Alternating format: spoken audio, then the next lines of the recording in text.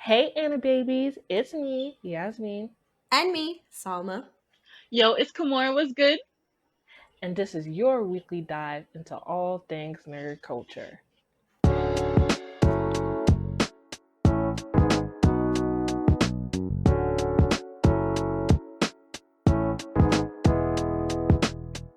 Okay, hey y'all, what's up?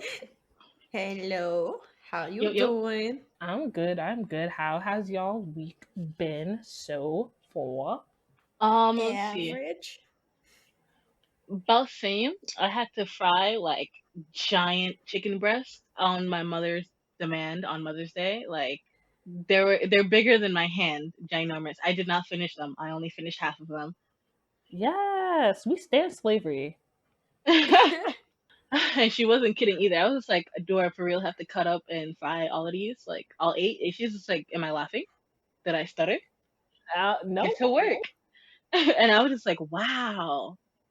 Okay. She she said your place is in the what kitchen? Yes, ma'am. Slavery never ended. It just evolved. What about you, Salma? How was your week? How's your week been? I've been doing nothing but watching Psyche K. Psyche K? I don't know. Oh, Yeah. Psyche K, let's go. Psyche K and drinking soda. That's all I've been doing. yes. We love us a little carbonated drink. Bro. I'm glad you're getting on the Psyche K wave now because Facts. It's See, wildly. I've been meaning to watch it for the longest time, but every time I think about watching it, I'm like, eh. But today I was like, you know what? I should start something. So I was like, you know what? Let me go watch Psyche K because I've been trying to watch it for like a year and a half now. It is so good. I love it so much. I physically identify with the what's her name? Uh, Tadahashi-san? yeah, Tadahashi? Terahashi-san. Terahashi.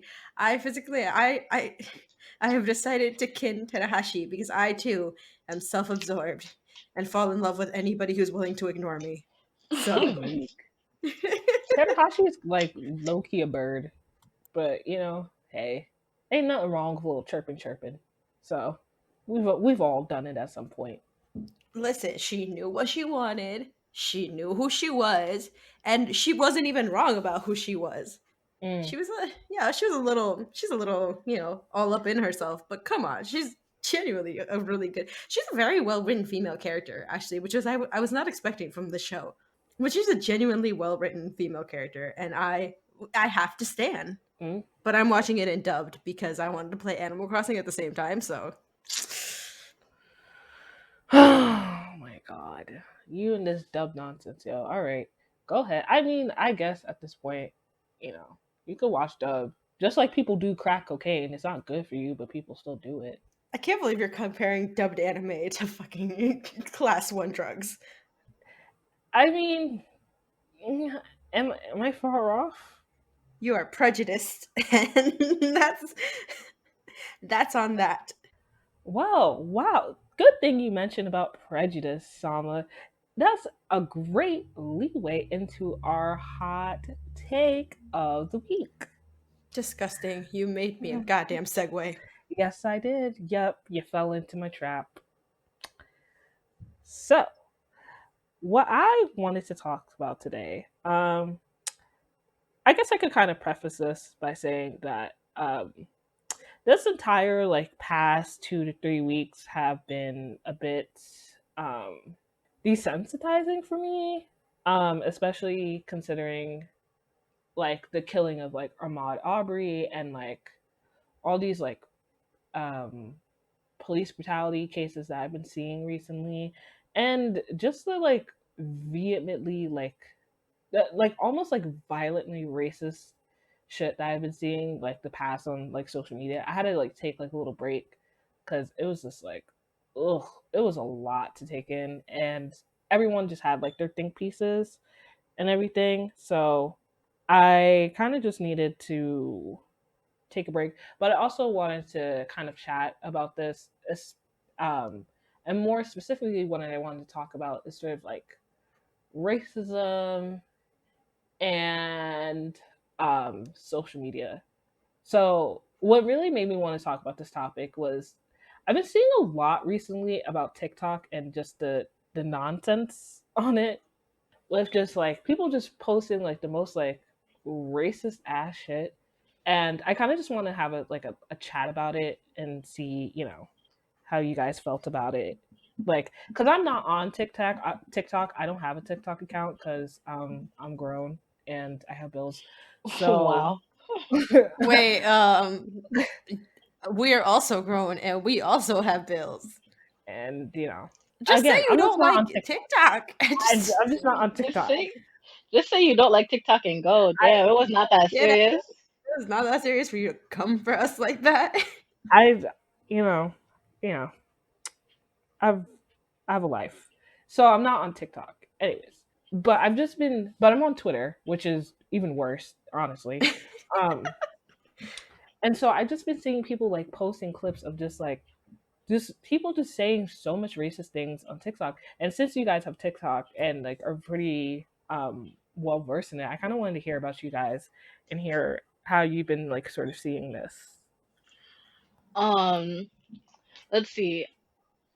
When it comes to like racism on TikTok, it literally never ends. Like all the black creators I follow, like there are so many like racist comments like, "Oh, let's end racism," right? And like the comment would be like a regular smiley face with like the yellow hand and then a black hand and then a monkey.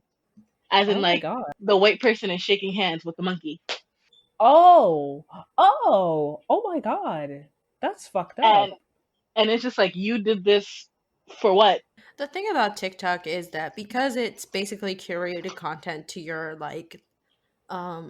interest and what you happen to like you basically curate your own content, kind of like the Instagram for you type page. Mhm. So it literally it's called for you, so it's not like popular videos for everybody, it's like for you. So it becomes sort of an echo chamber for any type of idea. So for example, I guess because I like a lot of like uh LGBTQA content, a lot of people of color creators, and a lot of like anime stuff, like I'll get that type of content. So of course, like if you're a white straight male, you're gonna get basically an echo chamber of like pretty white girls or ed skateboarding or like whatever you're really into. So it becomes sort of an echo chamber for racism, for prejudice and stuff like that. Just like it becomes a sort of safe space for LGBTQA people, it also can have the opposite effect. So it Mm. is terrible seeing like for a little while there was a sound going through TikTok. It was one of these songs that said "fuck ice." You know, it Mhm. was like like a kind of Chicano type beat, like a "fuck ice, bitch," and it was saying a lot of stuff. You know, about ice and against that. And I saw so many people supporting it, but I also saw a lot of people using the sound to be like to sit there, stand in front of the camera, and be like you shouldn't be in the country, blah blah blah. You know, like that type of Mhm. stuff. They were also using it to attack Latinos and stuff like that. So it does become like it's kind of a free for all for things that people can kind of say. It's horrible. You see a lot of it on there. There's like a Yeah. lot like I see like a lot of creators get harassed because like oh like don't get so big headed, you're just a nigger hard at that like. But like it's like the black creators who get like um shadow banned by TikTok, but like the racist people like they don't get shadow banned at all. Like their content is still up, but And it's like that's always the mhm. POC that always gets like censored and taken down, shadow banned, blocked from all this nonsense. But it's always the racist ones that are always like, oh, you know, this that nigger, yeah. And Oh, that's what's the crazy thing about it, right? Is that like I've seen people complain about TikTok about how like they allow like similar to what Sam was saying, like those sound bites. Like I know there was one going around. I don't know what it sounded like because like every time like that sound bite was like attached to it, like it was always just some racist shit that popped up. But like TikTok didn't remove like that soundbite or like at least like moderate who like what the videos are talking about in that soundbite. You know what I mean? And I think I think one it's a reflection on the users, obviously, but I also think that it's like a reflection on TikTok as a company because because since I kind of like went in like a rabbit hole about like TikTok and like how and sort of its management, and like TikTok is actually like kind of a really fucked up like platform. Oh, Like absolutely. I was reading about how like there was this kid who like literally filmed his suicide on TikTok, and like TikTok was like aware of this, and they did not. The first people that they contacted wasn't the police, wasn't any sort of law enforcement or you know um like a 911 type of shit. No, they contacted their PR team first about the incident. And then they didn't release anything about that incident until like a year later. Yeah, And actually, like, mhm, you see a lot of that type of thing where TikTok will not take down certain types of videos, but other types of videos will keep up. So like things with gore, sometimes I've seen smaller creators get hit harder mhm, by takedowns and shadow bans. They call it shadow bans. Is basically when TikTok just does not push your video at all. yeah, So it's available on the platform, but they won't push it to the public. So they call it shadow banning, or they'll ban people from lives and stuff like that for something as simple as wearing like tank tops or bralettes or stuff like that. Or I follow this guy who does fake gore. Like you could tell it's props, and he says it in the beginning of the video. He puts it as a warning. He's like, none of this is real. All of this is special effects makeup, and they get hit hard as long as they're smaller creators. Once they become bigger, it becomes kind of like TikTok doesn't want to take that down for some reason. Like the bigger the mhm, creator is, the like least likely there are to be consequences for that creator, because Facts. there have been pedophiles on the app. People have oh, been proven to be pedophiles on the app. Uh People around the age of 20, 25 talking to minors, 15-year-olds, 14-year-olds, as young as 13-year-olds. And they were not taken down, but mhm, creators who started talking about them, specifically the creators of color, got hit very hard, got taken down, got their accounts banned completely. And like, you yeah, know how hard it is for like the like creators of color to get verified? Like they can have like 1 million followers and they still won't get their verified check comparative to like the smaller TikTokers, but like their content is just like what TikTok thinks that people are looking for more, but they have way less followers. They say they have like 100K, they would get mhm, the verified check before like art like people I follow like artists, LGBT, and like POC creators. Like they'll have 1 million followers but not get the check. But like I see like white girls doing their little dances on TikTok, doing a little dance, and like they oh would have their god, check for like 10K. And that's not a mm, hit on those creators. There is a demand for that, for that content, and like that's totally cool. Like nobody's hating on you for just doing that content. If it works for you, it works for you. It's just saying that across the board, it is so much harder for smaller people of color accounts to get through that barrier than it is for like you Like know facts, like no shade to like the TikTokers that already got your verified check. Like this isn't about you. It's about like the people who can't like jump that barrier for unjustifiable reasons. mhm, yeah, um, yeah, and I also hear about like different policies in TikTok. Like there was something that was leaked that TikTok, like I guess it was like a memorandum. I'm not sure about what it was, but it was like it was like telling like I guess like the moderators for TikTok to like don't promote people who are like fat or who are LGBTQ, who look like to be poor Oh because it yeah, won't get enough traction. they basically like shadow ban fat, LGBTQ, and disabled. Yeah, disabled too. Like they shadow ban them because they think like that's not what the algorithm is looking for. Like that's not what people are looking for, even though it's supposed to be like an equal safe space for everybody. Like Right? they tried to do that on Lolo. Y'all not Lolo. And yeah, and I was just like, if this is how the company like sort of operates, like just like on the surface, like okay, yeah, okay, a lot of these companies have mission statements that they say that are, we're devoted to diversity, equity, inclusion, and then they're really not. They hate they hate the ethnic people as just as much, but like with TikTok, it's like it's almost like blatant. Like it's almost just like, yeah, we hate every like marginalized group. If you're not white straight, if you're not white and straight and Even conventionally attractive. attractive. Yeah, like if you're not conventionally attractive, TikTok absolutely will not run you your clout. Oh, So, that's facts. If you ugly, you ain't getting nothing. exactly. And it's just like all like social media platforms have issues when it comes to, you know, when it comes to sort of the user, well, sort of like the implementation of like, harassment policies or like just general policies. Like obviously larger creators get away with more shit than like smaller creators.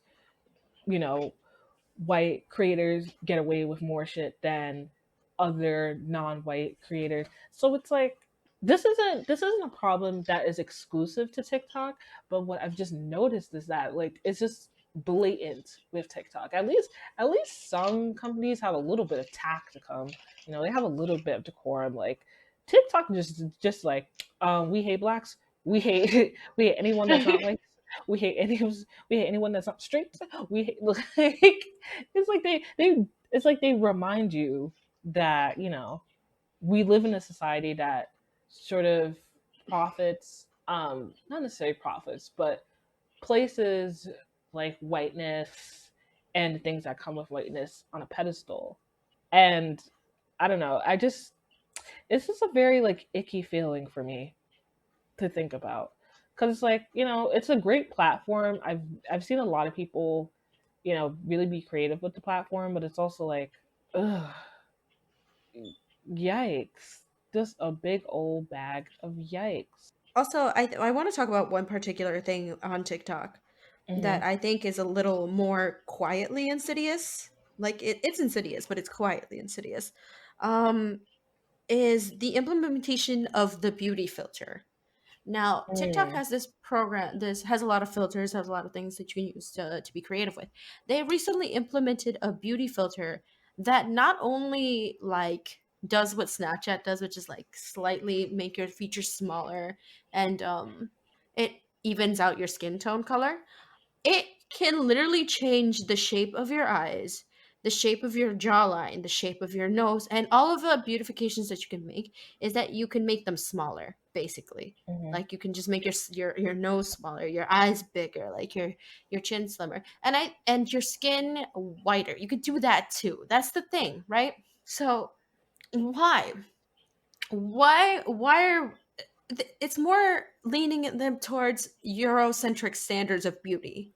Like, let's mhm, not lie to ourselves. There are more Eurocentric standards of beauty, like slim down your nose, like elongate your face. Those are all why. Like, what was necessary about that filter? Every other filter on TikTok has some sort of like creative um appeal to it, right? Like mhm, you can use it to be creative and stuff. You can't really use this to be creative other than to make videos about how like, oh, look at how much you can mess with your face. And you can't disproportionately make your face look goofy. I mean, you can setting it to extreme standards, right? But even then, that's just insidious. I think that's just more one of their more quietly insidious things. yeah, yeah. And I remember that also was like an issue with Instagram as well. That Instagram had they had like this like cosmetic surgery filter, but that was like really popular, but then they took it down because they were like it's promoting like um one is promoting plastic surgery, and like two it's like promoting like unhealthy beauty standards. The whole thing about plastic surgery is that, I mean, I feel like if you want to get it, that's your body. Do whatever the fuck you want to do. But it's like I do understand where it may come from when it comes to like um especially like younger like users. of like social media platforms, like that could be very like disaltering, and especially like when you're young, like you always like you're getting constant messages pushed to you saying how, oh, you're ugly, oh, you're this, oh, you need to look like this if you want to be, attractive. And so I don't know, I guess it just reinforces those sort of beauty standards that you're those Eurocentric beauty standards that you were talking about. Well, like all platforms kind of like push the Eurocentric beauty standards on like everything, kind of like it's everywhere you look. So I'm not really like shocked to hear about like any type of like Eurocentric standard push on any type of Mhm. platform app, because you will find that everywhere you look, TV, everywhere. Yeah, I didn't. So, like, what I also want to talk about, especially in regards to TikTok and things like that, was that I really wanted to talk about um, sort of how you feel about this. Because, like, one thing that I've seen, right, is that people will, screen record these TikToks, post it on their various social medias, talking about how awful this is and how racist this is. And then they're just like, yeah, y'all run it up, let's go report them, da da da da da. And like a part of me is like, okay, I understand bringing attention to these specific users and to, make sure that they're not on the platform anymore. But a part of me is also like, a lot of these people who like repost these racist like TikTok videos, or like, the Karens and the Beckys and the Gertrudes of the world who are racist and record them and talk about Twitter, do your thing, talk, things like that. I also think like they're being very opportunistic when they do that as well, because things like that rile people up, and so they get attention for that tweet. And while people may go and report these people like on whatever social media platform it is, whether it's Twitter, whether it's you know things like that, they also get clout from that as well. And like I don't know, it just doesn't sit right with me, because a lot of the time the people who are like reposting these videos talking about Twitter, do your thing, they'll also have like wildly racist tweets from like 2013. And so it's like, girl, like what are you doing? Like, come on. Like, so I wanted to really hear about how you guys felt about that. Like, is there room for people, to spread the word? Like, how much spreading the word is too much, and where it becomes like almost like clout chasing? I think that there is a measured number of being like, yeah, this person is not okay. Don't follow this person. Like, go report it, whatever. But if that's all the account is dedicated to, I don't know how to feel about that. There's a certain sense of like, okay, this is necessary, but how much of it is too much? You know, how much of it is just blind outrage and not like this is a systematic problem and these are people that we need to Hmm. correct? Because a lot of it comes from blind anger about what's happening. And we're not talking, and like, yeah, hitting the individual people is creating kind of a culture of consequence. And I'm not going to be one that's not like, oh, they don't deserve that. Like they definitely deserve it. You're old enough to know that's not okay. You're old enough to know that like what you're doing is disrespectful. And I think in the case of those people who posted that video, I know I don't know if everybody saw it. It was a TikTok video where they were like, "Oh, it's a trend, really, God creating, whatever," and then they pour cups of the amounts of things. Oh, That one where it was yeah. Talking like about the God one with the white creating, girl and her yeah, Yeah, the with the boyfriend. white white girl girl and and her boy. boyfriend. Yeah. And see, in that video, I'm like, you are old enough. You are definitely old enough. And one of you should have thought this is a bad idea.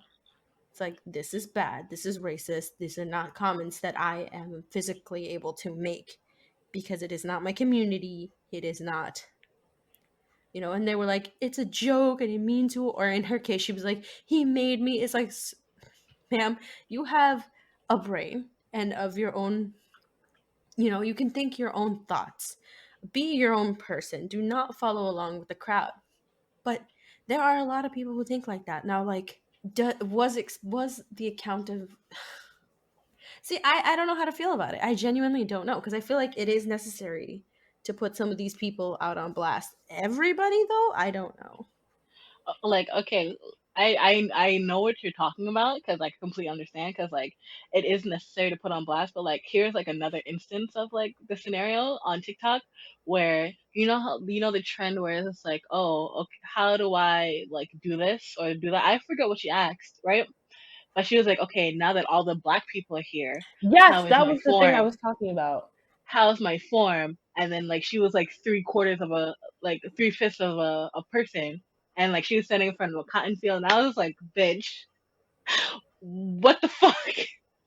And then like not even like she outwardly came out to apologize on her own. Like I think it was her parent who like made her Hmm. apologize. Was like, I don't condone racism in my family. I never taught her Yeah. this. I don't know where this came from, And she and had like. the line tears. I see you, sis. Don't act stupid. She's trying to make it sound. "Hmm, I'm just so sorry, crying and shit. Please, bitch. Please, you knew what you were doing. You like they see it happening, but they still make these videos. So like, I feel like it's like kind of like a mix of both, depending on the person. Like they think like, oh, either like I won't suffer the consequences, or like they kind of want the attention low key, like somewhere deep Yeah, down, they want the negative attention. yeah. I think what it also deals with like people who like report that as well. Well, report quote unquote, because not all of them are doing it for social justice, of course not. And so it's like a cycle. It's like racist puts up video of themselves doing racist things. Someone calls them out, quote unquote, on it, tells Twitter, do your thing. Twitter or other social media platforms, people go on, they go on it and just be like, oh my God, this is terrible. They get clout, they do their little iOS press release apology, and it's like, and then a cycle continues with a new person. And so it's like, I wonder if like we are contributing to like okay, so I guess I want to tread lightly on how I word this. I don't want to say that people who are reporting on this are actively like creating racist. Like a racist is going to be a racist whether on camera or off camera, in public or in private. But it's also like clout is like a commodity in this day and age. So, you know what they say, like, bad publicity is still publicity. So I wonder if like people who are being active and calling that out and like are we pouring more fuel on the fire? You know what I mean? When it comes to sort of this cycle of just constant um just videos and images of just people being racist. It's a self-fulfilling prophecy, and I want to say it's both. It's the same type of narcissism in different forms.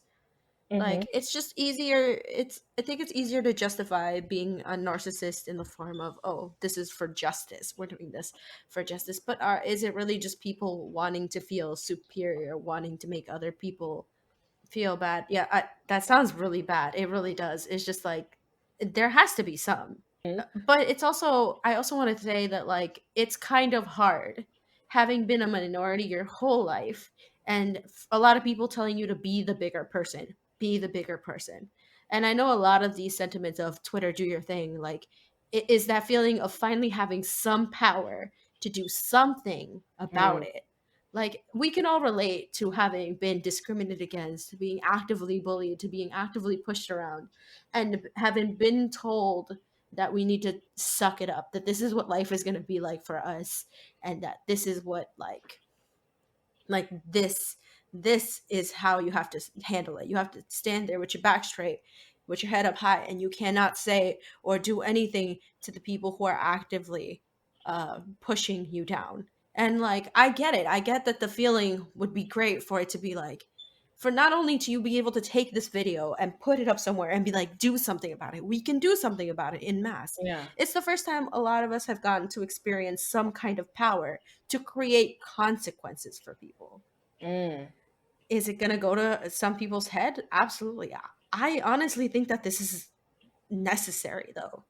That Yeah. like, yeah, there are going to be some people who are going to use this as clout chasing. I want to believe that a lot of this is coming from a place of just feeling powerless for so long that suddenly having this power, having this many people behind you to be able to do something like create consequences for the people who think that this is okay is going to set a standard of actually having people think about their actions before they do it, you know? Hmm. That this is just kind of what has to happen. There, it seems a little ridiculous and a little bit like too many consequences, I think. Because a lot of people are like, "Oh, nobody deserves to have their life ruined over Um, something like that." But I think that like absolutely, if you are again, if you're like 13, it's not the same. If you're 13 and you're going through that phase where you think all edgy jokes are funny or whatever, that's okay, that's something else. There should be teachable moments, but you're still young, you're still developing. If you are a grown ass person and you are doing these videos. And case in point, those two people, those are two white adults. They were not teenagers, they were adults. If you're over the age of 18, or even if you're over the age of 16, actions have consequences by now. You have lived long enough to have experienced some form of I did this and it caused this is why I shouldn't do it. It's just like that everything you say is getting recorded. You put the video up there. You recorded that. You created evidence against yourself. You can't say that that won't have consequences. It's like grow up, become a better person before you start posting anything on anything. Because it's not like we didn't grow up with social media. This is definitely not the first time they've seen someone taken down for something that they've posted. hmm. So what makes them think they're above it? It's because all their lives they've lived with the knowledge that they can get off scot free. The consequences are not the same for them as it always has been for us. Mm. So where does that leave them? This is the first time that the consequences are exceeding the actions in their minds for them. But we live like this. If you're a person of color, you know that your actions will always come with harsher consequences than than people who are white, people with more privilege, people who are rich. It is. I want to believe that this comes from a place of finally feeling like you have the power to say and do something about it, and not so much about clout chasing. But yeah, clout chasing is a thing that some people do. So I don't know. That's why I say I'm very conflicted about it. Yeah. You also bring up a great point about how like people, especially marginalized people, always feel powerless in the faces of such big institutions of racism and sexism, homophobia, transphobia, et cetera, et cetera. And so social media kind of gives them that platform to like reclaim that power back. Um, and when you were talking about that, I was actually thinking about doxing. Like I've been thinking about sort of the idea of doxing and how it could be sort of used in different sorts of manners. And when and then when I was thinking about doxing, I saw a tweet earlier this week, I think on like Monday, about like the Barb's, how they doxed chart data, which is like a Twitter account that literally posts about chart data because Nicki Minaj was because they wanted to know like if Nicki Minaj got the number one. And I was just like, what the like? How are you gonna post this whole person's like address and like their full name and everything, or like all these identified informations because of a chart? But then I was also thinking about like sort of the levels of doxing as well when you were talking about it because it was yeah, like yeah, doxing in and of itself is not like the best thing to do, and like honestly the people who do dox end up worse than the people who get doxed because like they're immediately banned on like most social media platforms, etc. But when you were talking about, oh, there are consequences to people's actions, I was thinking about how people do what I like to call like a soft dox. So it's like, oh, this is where this is where this person works. You should call them and let this, business establishment know that we don't tolerate racism and stuff like that. Or like this is where they go to school, or you know, just like things like that, where it's not necessarily like personal information, but it is information to be known, rather than like a hard docs where you're posting like their social security numbers, their full names, their parents' full names, where their parents live, you know, who their doctor is, who their OBGYN is, like things like that. And so I kind of wanted to ask in relation to um, people being having consequences about what they post on the internet. Um, like, how do you feel about doxing, and do you think doxing, whether it's soft docs, hard docs, whatever, is that necessary in order for people to understand the real life ramifications of their actions?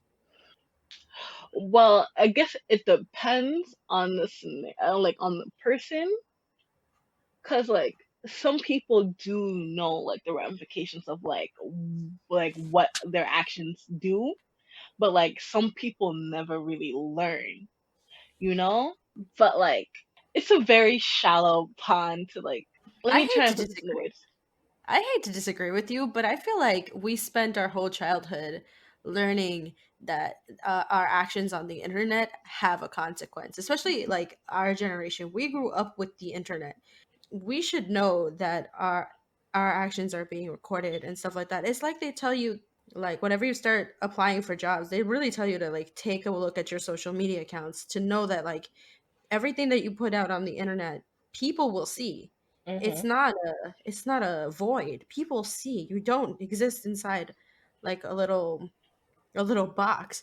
Even if your settings are set on private, like you're still risking something, putting something out there. Someone sees and someone shares that, like you no longer have Yeah. control. And how come they use that? That those are also the type of people who are like, oh, if a girl has her nude leaks, she shouldn't have taken them.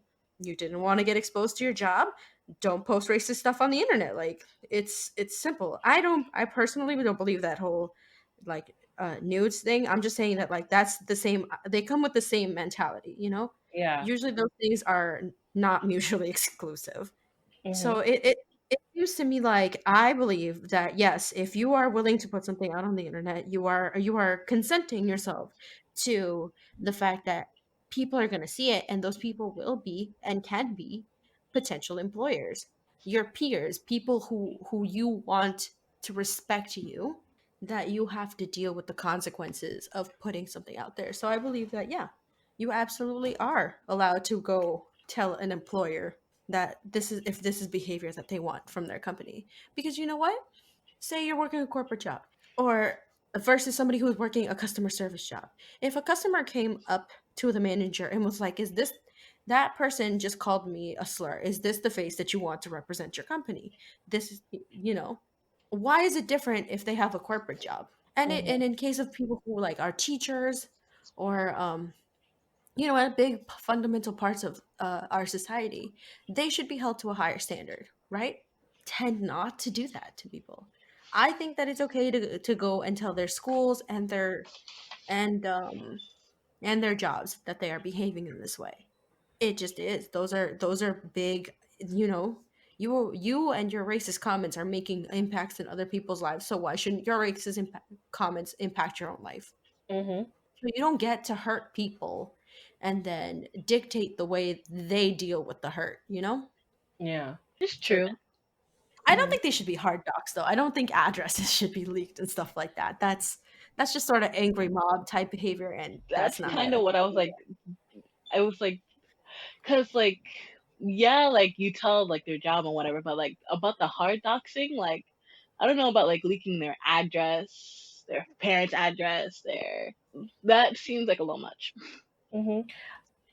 And I would kind of like push you on that sort of argument, because I feel like for me personally, I feel like hard doxing does have a place, especially when we're talking about like people who are like rapists, sexual predators, pedophiles. Like, I think that while hard doxing should not be used in all manners, I think sometimes it could be used. Whether or not, it should be is a question. It's kind of like a subjective question. But like, I mean, for me personally, I would like to know if like a rapist lives, next to me, or lives in a community, or area which I know is like filled with kids, or like the same thing with a pedophile. Like I if I see like a pedophile on the street, not sorry, if I see a pedophile like on social media actively like portraying pedophilia and this is a real person, like I kind of want to know like where this person is at, just so I know that like people, especially kids, are not harmed. So I think hard doxing, well honestly I think doxing in general is kind of it's kind of like a tool that should be used with caution, but especially with hard doxing. But I do feel that hard doxing has a place, but is very, very particular in its sort of use, if that makes sense. Yeah, but when it comes to those bigger crimes, right? The Mm-hmm. rapists, the pedophiles and stuff like that. That's why there are registries like the sex offenders list. I think at that point it has to be given over to the authority. I just do not think the common people have. I have a thing with authority too, but Mm-hmm. I think that like it should be handed over to the authority. I just think that angry mob mentality does not help in that situation Mm. because you're just risking more people doing worse shit, and it also becomes something like it forces those people to band together, and then you get things like maps, minor attracted people trying to invade LGBTQA spaces because now they feel like they've been seeped into and attacked. They huddle together and suddenly they're way more impactful and powerful as maps than they are as individual like pedophile. And I'm saying maps because that's what they identify themselves at, but they do not deserve that luxury. They are pedophiles. This is what these pedophiles do. They huddle together and now they're a group and they feel a lot more protected and a lot and they create these spaces for themselves. And that should not be allowed. But if they get attacked by angry mobs, that's what they're gonna do, is they're gonna band together. Mm. That's a good point you make. I guess for me, where I was thinking about it with like hard doxing, especially with crimes like that, is that unfortunately, like law enforcement, especially when it comes to sort of sexual violence against women and children, like they're at best ineffective and at worst like criminally like negligent. And so sometimes when I think about like things like that, I think about how hard doxing can sort of be a tool so that people are more informed. But then you do bring up a good point how like if a if a community, and I hate to call them a community, but I digress. But if like people like that, feel like they're being attacked, they're gonna, like you said, they're gonna group together, and then I think I would have to agree with like Sama when it comes to like leaving things to the authorities, because like hard doxing, like you said, Yasmin, like it's up for like it's kind of like a hard topic to see who gets like hard docs or not. But like when it comes to like pedophiles and such like that, like that should be something left to the authorities and stuff like that. Because like we were kind of on the topic of like racism and things like that. So like just to Mhm. jump to like Yeah, pedophilia, no. it's kind of like a different topic. Yeah. No, no, no.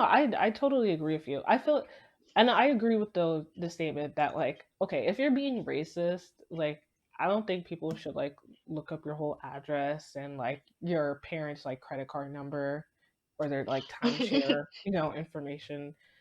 Like, okay, that, that is a lot, but I guess like my idea about like hard doxing and when it can be used is that like when it comes to like things like that where institutions are notorious for not for making sure that the victim is not um protected, especially women and children, like sometimes, maybe just for people to be aware, especially if they feel like that person may commit those crimes, just so that people can alert the authorities or at least show evidence that, there's been prior knowledge of this happening on their social media, and kind of like connect those to like real life and their social media.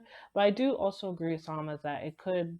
have a negative consequence in terms of, people who are pedophiles or who are rapists, who are this, who are that, etc., will then join up together because, it's harder to strike when you have numbers. So again, like it's a very tricky it's a very tricky thing to navigate, especially like if you consider yourself like an activist on social media, like how much is too much, you know, pushing before I guess it's like kind of like pushing like a hornet's nest, there's only so many times you could like poke at that nest before, you know thousands of angry murder hornets come and kill you. So Not the murder hornets. yeah, Not those yeah, guys. now we have that shit to deal with. 2020 is a very interesting year, but it's definitely a very tricky topic to sort of work around and to understand, and how to use the internet, whether it's to bring light to an issue or just using the internet like ethically, I guess. But then, so my final thing I wanted to talk about, and in regards to this, is the thing that kind of like propelled me to want to talk about this week is that, as you guys have probably heard or saw, the murder of Ahmaud Arbery, and how, I'm pretty sure, but just like a pretty short synopsis. He was a black man in Georgia. He was jogging in this neighborhood one day. These two white men followed him because they suspected he was doing some form of criminal activity and wanted to do a quote unquote citizen's arrest, and then they murdered him in cold blood. And they weren't charged. This happened in February, and they didn't get charged until now because there was a video of it released of his murder, and that's how they got charged. And I didn't watch the video because I just frankly didn't want to. I just don't like seeing black people die, especially like so gruesome like that in front of my face, when I'm also trying to use social media as like a tool for escapism. So when I saw that shit was like going around, I was like, okay, I'm logging off. I'm gonna go watch Bleach like I usually do when I'm, in a very bad mental state, Hmm. and revisit this another time. And so it kind of goes back to how much exposure do we put on these sort of issues? How much is too much? Because sometimes, especially with like a lot of like activists now, um, they'll like post these videos, no trigger warnings whatsoever, or barely like a trigger warning in sight.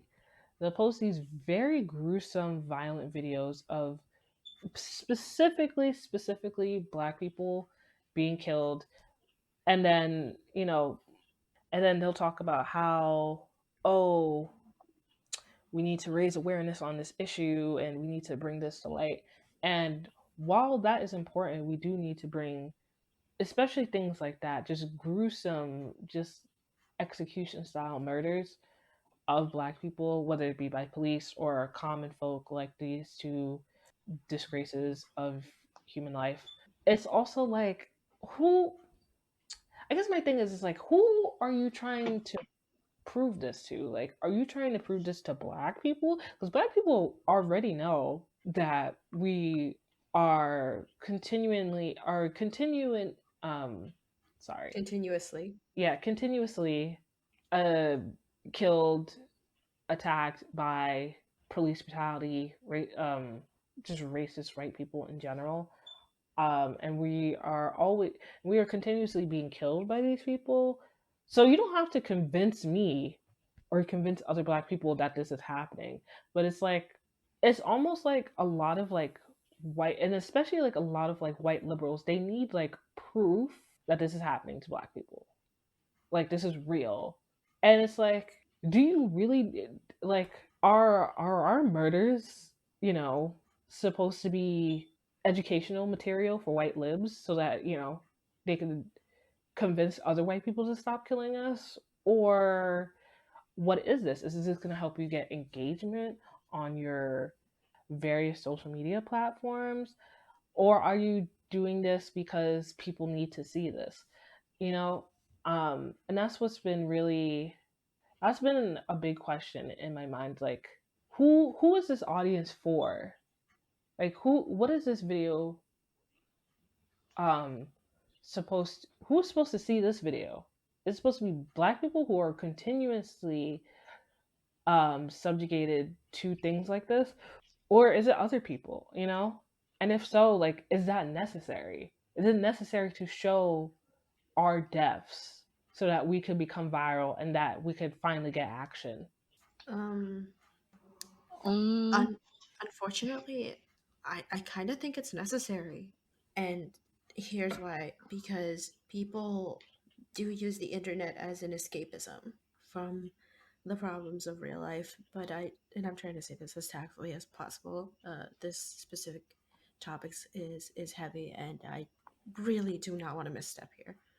I think people very much would like to believe that the world is good and that there is nothing wrong, and specifically white people and people who don't suffer through the things that we suffer through as people of color. I'm not black. I face slightly different issues than you guys do. Definitely, I face my own set, but that doesn't mean that I don't try to empathize and try to see it from your guys' perspective. But I don't think everybody does, and I think sometimes seeing these videos, seeing the outrageous gall that people go and kill people of color, specifically black men, I think it's necessary as an eye opener, as something like that has to be seen, because we know, because we experience every day does not mean that other people do. And we know that the media is not always going to give attention to the right things. And unfortunately, misery sells, but only to the extent where it pushes into people's already existent um, biases, you know? Mm-hmm. And the internet's kind of a lawless land of of media. It's not the same. It's not run by. I mean, it kind of is run by big corporations, but it's not completely run by big corporations. So it's a little easier to access different points of view through the internet. We know, we see what happens. We know what happens. We educate ourselves every day, but that doesn't mean everybody else does. And if the video helps motivate somebody to realize that this isn't okay, it is so sad. It is so bad, but it's like, I think it's a necessity. But it's also so terrible that people need physical, visual proof to feel compassion for others, and that it's um, not just something that is genuinely ingrained. And I think it's terrible that it is necessary, but it is. And I genuinely feel like that puts me on some kind of bad side, because I feel like I don't want to use other people's human lives to to become a teaching moment like that. That is terrible. That is a terrible thing. Oh wait, what were you gonna say, Kamora? so I was gonna agree, like, we do need, like, to for these things to be, like, exposed online, and, like, and it's also true, like, it, people's lives shouldn't be used as a teaching mechanism for, like, other people to know that, like, we as people of color struggle, like, and it's like, if the video and, like, the information is not spread, it's more likely that the news will not spread on it. The the knowledge won't be known, the names won't be known, the struggles won't be known unless we talk about it, unless we spread it. And it's like, mm, in a sense where it's like, it if we don't talk about it, who really will? And like you said before, Yasmin, like, this happened back in February, right? Mm-hmm. If that video wasn't distributed, those people wouldn't even be on trial. Hell, those people wouldn't even be in handcuffs. They wouldn't. So if the video wasn't distributed in the first place, like how would people have known? How would the how would his death be righted if the video wasn't distributed so people Yeah. could know their names, people could know their faces? And isn't the recorder of the video not even like in prison yet? Like not even in prison, like Yeah. being prosecuted with them, even though he should be. Oh, absolutely. He was I there. mean, He witnessed. listen, I'ma just I'ma keep it cute because I'm not trying to get the FBI on my ass, but they deserve they deserve everything that's coming to them. But I also I agree with that sentiment that there is space for this. I'm just wondering how we as a society, especially as a society that is increasingly becoming connected through the internet, how we could ethically go about it so that stories like Ahmad's and like Breonna Lewis and and the Fergusons and the Eric Garners of the world, especially here in America, are shared and that their names are remembered and that they're honored and that their killers receive accountability and they get justice. But how can we also do it in a way where we respect these victims and, because they're not black bodies, you know what I mean? They were black people.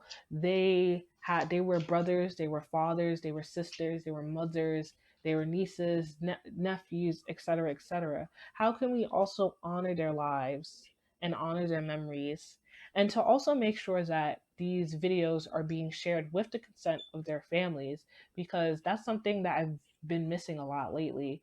That like I've like there these videos are up, but like do their families even get a say? You know what I mean? And like people, and a lot of times people like to compare it with like Emmett Till and her mother and his mother Mamie Till, and how she shared the photo of his corpse and had his funeral, an open casket funeral, because she wanted the media to see what they did to her son. But we also have to remember Mamie Till had the agency and she did that, and she was given the well she did it on her own volition.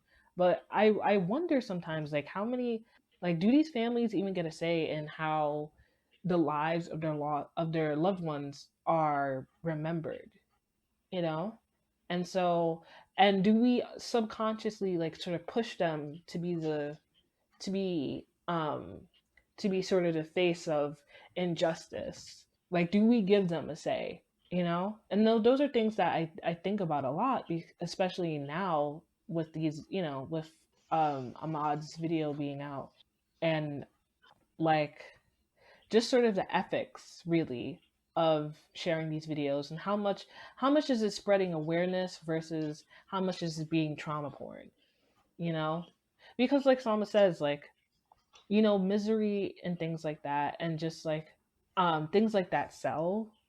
And when we're equating the the killings of black bodies, and then it's being shared on especially like large accounts, again, this is engagement. These are numbers, and numbers help sell for these people. And it just, for me, it really goes back to the commodification of people. I'm not going to say black bodies because we're more than just bodies, we're people. Really kind of goes back to slavery, how just like our bodies, our pain, our torture, everything is commodified. And I guess for me to really just kind of like end this segment off, because this is just a very depressing conversation to be had. To be honest, it's just I just want us to remember that, like, these were people, not, like you guys said, not teaching moments. And while there needs to be justice served for them, I also want us to keep in mind and remember sort of that these people had lives beyond, their murders, their senseless murders. And when we say their names, I also want this to be done in the most ethical way possible, so that we don't reduce them to a body. I think what would help with that would be to provide support for their families. Hmm. We're never going to be able to repay someone for their lost family members, for the lost lives, the people who Mhm. have been taken from us, but we can help by providing support, emotional, financial, legal, to these people, to stand up as a community against oppression, against pain, against all of this. That it's, don't just, if you're a big account and you are providing these stories and you are creating this outrage, I hope that you are also turning around and providing support for the same families. Don't just use these people, help them. Start up a foundation, start up donations, blast Kickstarters too. Don't just blast the outrage. Mm, With That's that is also like a valid point about like the support, because like when it comes to support, support also includes like giving them their space to mourn, in which like usually like they don't have that. It's always like, what are you gonna do? Are you gonna sue them? You gotta sue, you gotta do this, that, and like there's always cameras in their face, and that's what like going back to like what Yasmin was saying about like, are we like pushing them to be the voice that like they're not used to being, you know? And or that like they didn't sign up for. exactly. And it's like, and like they push them to do all this, but like they won't like help them when it comes to like their Kickstarter about like running a funeral, and like you would only see like a select few places like, oh, this is their Kickstarter, but like you don't really see the big names of face on social media saying like, hey, this is their Kickstarter, by the way. Like, yeah, Salma said, you would only see their like the outrage on the topic, but never any help about what it's about. Hmm. So with that, I kind of want to end hot takes because my God, this was a lot. This was a lot to unpack, but it was good. It's nice to be able to unpack this because it's been something that's been weighing on me heavily for like the past week or two. So it was nice to like kind of have this conversation and be able to express, these things that are happening in our world today. So with that, I would like to move on to the shit post of the week, boodoo boodoo, where we find things on the internet that we would like to share with you. All right. Well, I could kind of start off with the shit post because we need a little laugh. And we need a little. It kind of also goes with the whole racism thing. Okay, Okay. so if y'all haven't seen already, I'm going to explain a little bit, give a little context. So, I watch a lot of cooking videos on YouTube, and I watch, the Bon Appetit. I'm a Bon Appetit stan.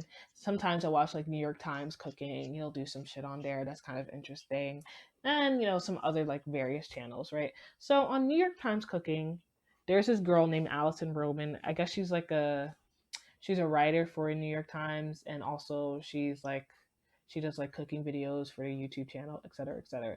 So she came out with I want to say it's like a op-ed or something, and she basically like this is like Marie Kondo and Chrissy Teigen, right? So then Chrissy Teigen gets on Al Gore's internet and is doing her whole um spiel about how she's so disappointed in Allison Roman and how she's attacking her as a woman of color, blah blah blah blah blah.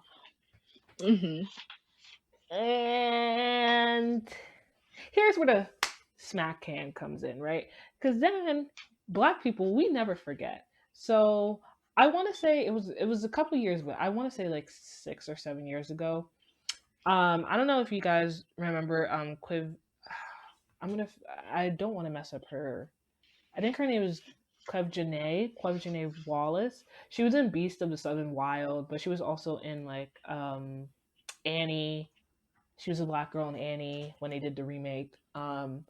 Stuff like that. I want you to remember that she was 9 at this time. The Onion like posted a, the Onion is a satirical um news piece or whatever. So they basically called her a cunt. Oh, Oh my what? gosh. A 9-year-old, 9-year-old. Do you see the brains? I mean, do you see the worms in the brain? Like these people have literally lost their minds. They called this 9-year-old a cunt. And then people dragged them and they took it down. But Chrissy Teigen was like, not only did she like agree with what they were saying, but she extended it and she was like, yeah, she's such an annoying little girl. She thinks she's so cocky. I don't like her. Oh, what? Teigen is how old? Too old. That's what she is. She's too old. And you're dragging a 9-year-old little black girl for being quote unquote too cocky. She's 9. Are you insane? And like I've been knew about her nonsense. That's why I never fucked with Chris Teigen and her quirky hashtag relatable content because she's a cornball. Please. So then when this happened, everyone was dragging her for that, and she went private with her 12 million followers. Okay. Which is okay. Which I mean, Wait, what was her name again? Quebjane Wallace. Yeah, that whole I remember that. I remember that whole thing. Yeah, That she really got on a she little. she Was she? deleted those tweets like Like recently that in a when snap. that happened. Yeah, but she had that shit up for a long ass time. And so my shit post of the week is dedicated to that. So here's the tweet. Chrissy has been doing this low budget dollar store impression of Jennifer Lawrence for a long time, but make it meaner and didn't think it would catch up with her. A laugh. She's been at this um I'm cunty and that makes me special since 2012 and before then too. So I don't know where this is coming from. And what really stuck out to me is low budget Jennifer Lawrence. Because Jennifer Lawrence is also terrible as well. Like, or like, I don't know if she's terrible per se, but she's annoying to me. And so, and so I think that sums up Chrissy Teigen perfectly. Like, she tries to be all, I'm not like other girls, I'm just married to a multimillionaire. While me, I am also a millionaire, and I'm friends with ultra millionaires as well. I'm so relatable, guys. I don't know how to fry the egg. Did this shrimp fry this rice type ass, and it's so irritating. Like, girl, if you don't take your helter skelter ass out of here and leave black people alone. You know what? That's really the synopsis of this episode. Leave black people alone. Thank you. Thank you. So I'm glad you got Please. dragged. I'm glad you got dragged. The only person I absolutely do not believe should have been dragged into this is Marie Kondo. Marie Kondo does nothing other than tell y'all girls to fold your fucking clothes and get rid of shit that you don't need. Like, that's what really just be irking me, that Marie Kondo is always like, she lives in these white women's minds like rent free. Just like, she's not gonna tell me what to do. If I want to keep my dress that I haven't worn since high school, I should keep it. Yeah.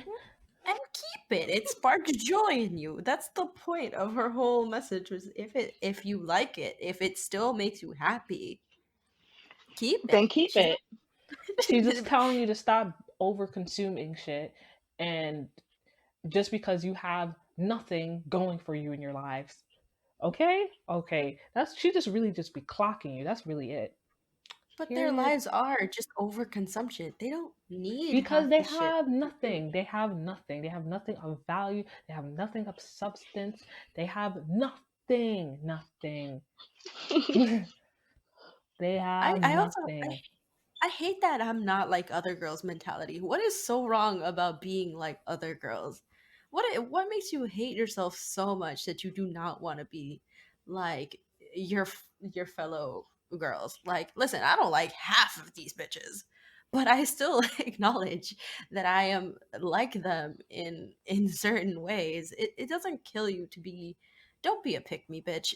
Don't be a pick me bitch. Just like accept yourself, love yourself for who you are, for if you identify as female, enjoy yourself for being a girl. Just like live your life. Don't go hating on other people's lives. Like literally, if this whole like quirky I'm not like other girls thing is just another play into being what men want you to be. Mm. Don't do that. Live your life for yourself, not for these men. Because at the end of the day, they ain't shit, bro. At the end of the day, They they ain't gonna make you happy. You gonna make you happy. But I just want to say, in a short synopsis, fuck Allison Roman, fuck Chrissy Teigen, Marie Kondo is a queen, and what? Hey, ho, Chrissy Teigen has got to go. Hey, huh, ho, Chrissy Teigen has got to go. Hey, hey, ho, ho, Chrissy Teigen Chris has Chrissy got to Teigen Teigen has go. got got to to go. go. I don't know if you guys have any shit posts that you want to talk about. I kind of have one. This one isn't on racism. It's just on Future being Future. um, I saw this the other day of how like another lady, like another girl, like her child is also, Future's child, and his original baby mom was like, "Oh, you better go wish her Happy Mother's Day. Like she's another mother of yours." And he's just like, "You couldn't put this on another post. Like you had to put this on the mine." And then on a whole separate post, he was like, "These hoes need to keep their information off of social media," and I'm just like, "My nigga, what do you mean?" My dude, you need to keep your dick in your pants.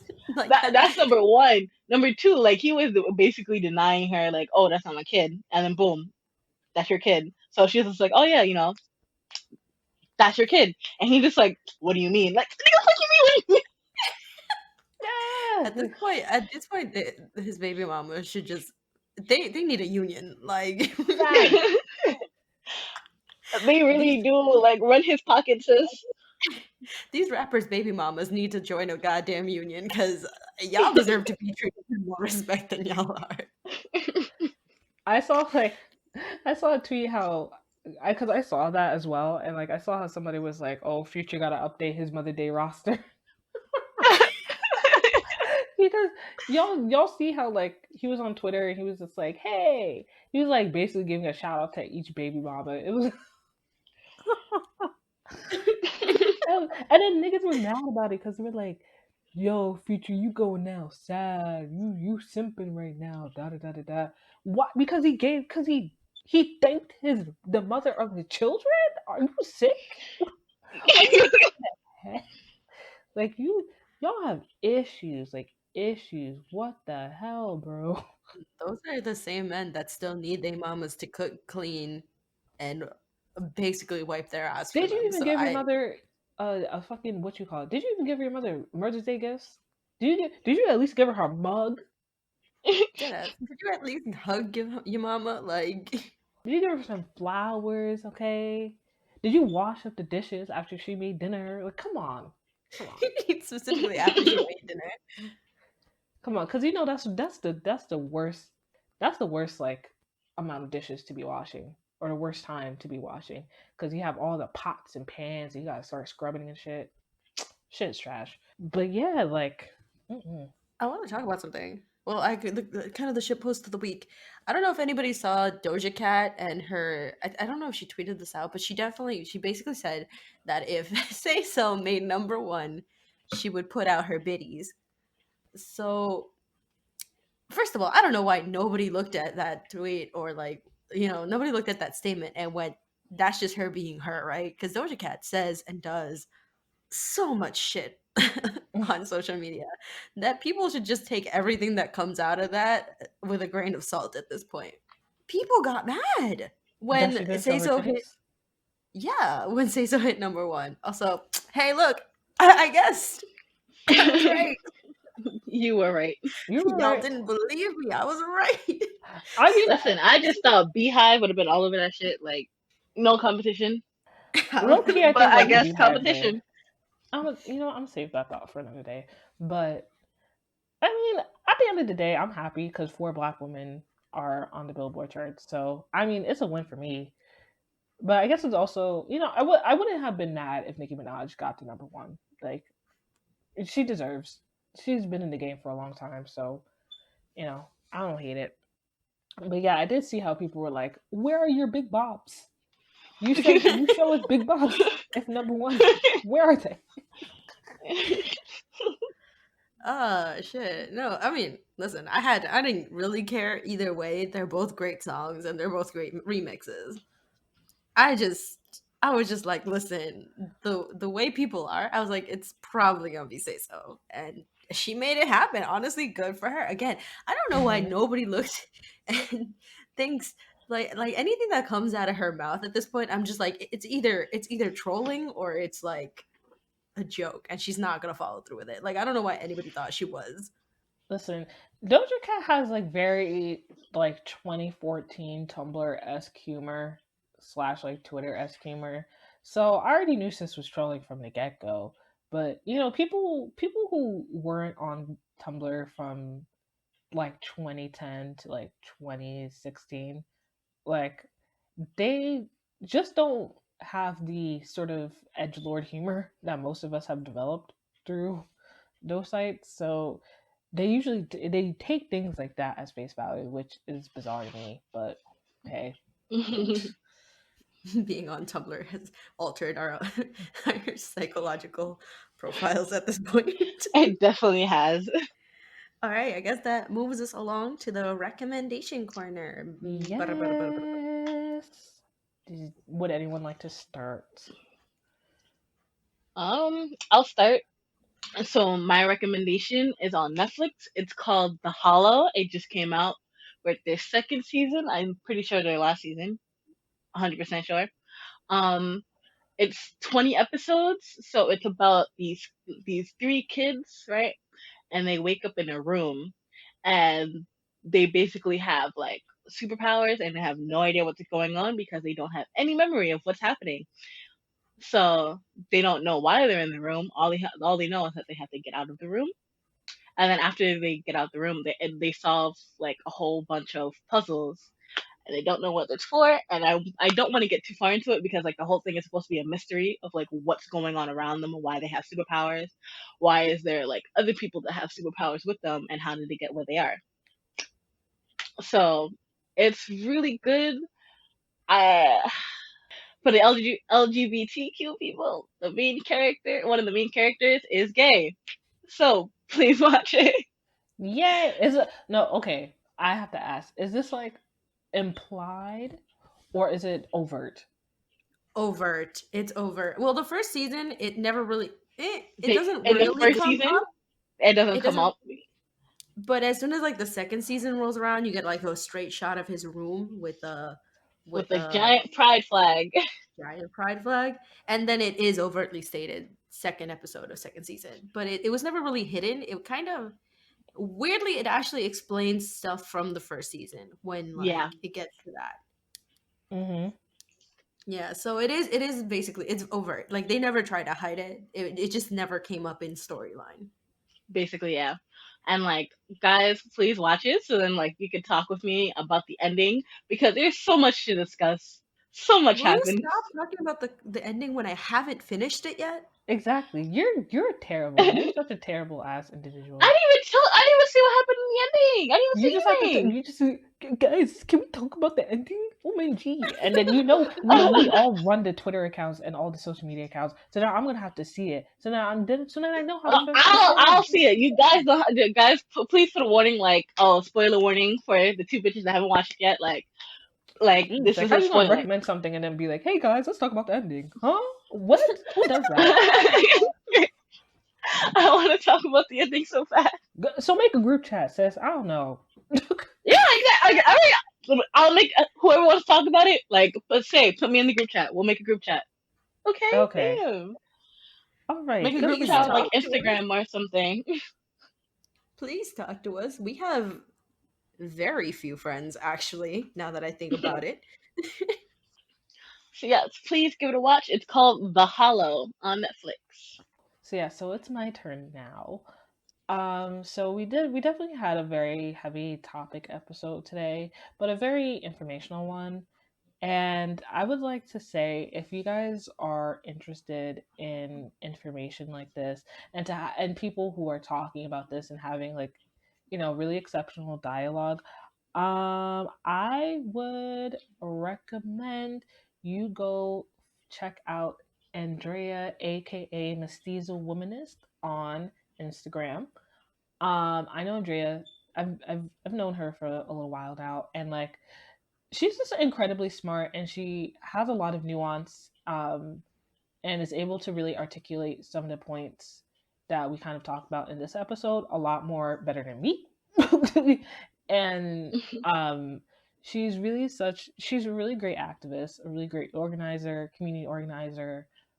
She walks the walk and talks the talk, and that's something that like, I just really appreciate about her.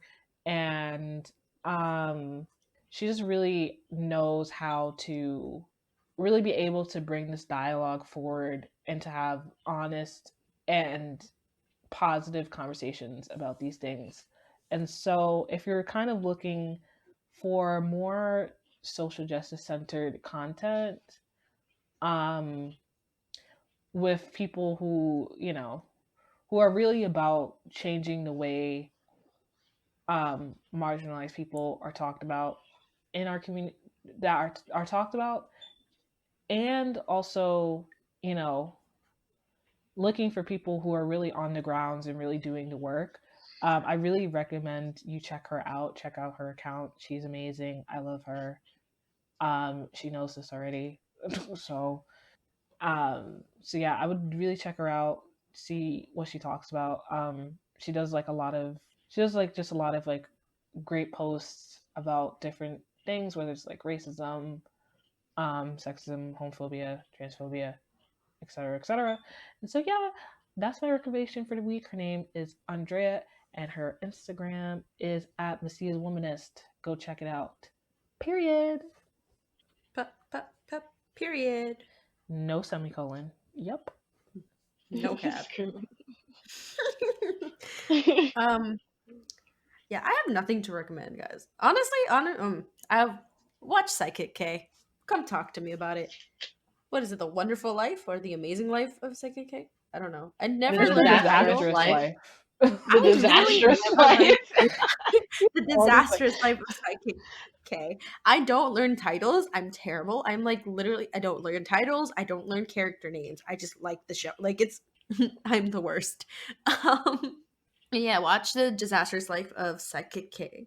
And honestly, that's all. Come talk to me about it. I need people to talk to me because I ramble. all right. So I guess that sort of ends the episode for this week. How could I forget, shameless self promotion? Follow us at AniBabes Podcast on all social media platforms. Listen to the AniBabes Podcast on all places where you view podcast. Spotify, Google Podcast, Breaker. We are working on Apple Podcast. We're working on it. So we'll let you know when that's available. But yeah, go check us out, and follow us. Also, we have a Reddit. We are still working on how to use that fucking Reddit, but don't worry, we'll get to it when we do. And yeah, talk to us sometime. Sometimes. Okay. Yes, please. Am I missing anything? Bye. All right. Bye, y'all. Love y'all. Mwah. Bye.